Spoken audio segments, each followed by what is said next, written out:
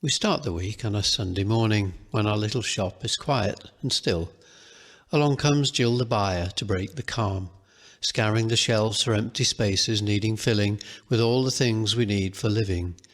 She leaves for lunch, not unaware that the footsteps following are our mother of the shop. St. Angela has many various and nefarious tasks to do, in splendid isolation, like you are too. Reluctant to go, she packs up her camp bed, leaves for tea, and all is calm again. Before the village next awakes, two acts begin, now in paralleled separation since lockdown day. Our first Lone Rangers ply their trade. Jeff the News unlocks the hall, sorts the newspapers for our boys and girls with their big green bags and walking legs to bring the news to your doors before I'm out of bed.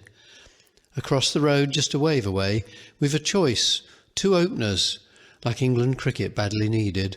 Our Jan or Ruth unlock the door, unset the alarm, bring in the veg and anything else, breathe life into the shop, ready for the day to come. Then off to breakfast. They welcome the mornings.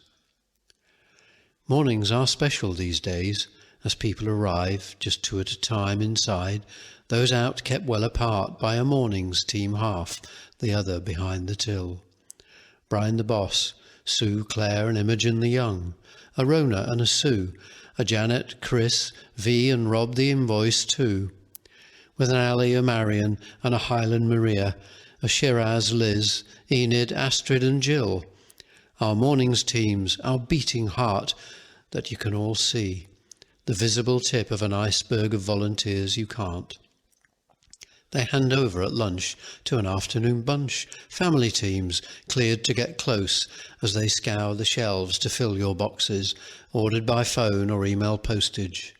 Jackie and Frankie's one, Pat and John another. Deb and Aid just welcomed in, Judy, Laura and Mark as well. Then Maria and Tony and Jill and Tim. They'll work up your list, then phone for your money, while Lucy and Brian work upstairs to book stuff in. Time again for a change of pace as the closers emerge to their lonesome fate. Tidying up, order the veg and milk, send back the papers no one wanted. That's Jeff the News and Chris the veg, closing the shop, put her to bed. And sneaking in while no one notices are various folk with all sorts of jobs. We've Ruth the clean and Moira the plants, Debbie the sweets and Deborah the freeze, Barry the books and Ali the lawn, and Stephen Karen of the landscape scene. And lots of old hands who've had to stay home, their spirits roam around, so we're never alone. Last thing on Saturday, we set the alarm, close the door and breathe a sigh. Another week gone, G&T to come, and we thank you all.